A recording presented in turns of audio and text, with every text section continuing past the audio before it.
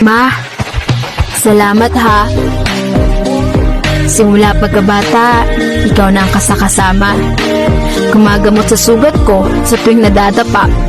Unang nagturo kung paano magsulat at magbasa.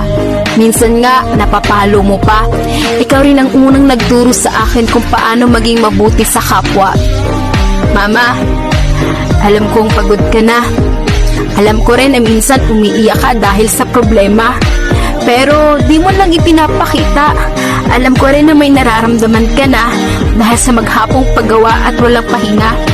Ingatan mo naman sarili mo, Mama. Di kasi namin kaya pag may nangyari sa iyong masama. Sorry, Mama, kung matigas ulo ko. Di nakikinig sa mga payo mo at pabalang kung sumagot sa'yo. Minsan nagdadabog sa tuwing inuutusan mo. Pasensya ka na, Mama.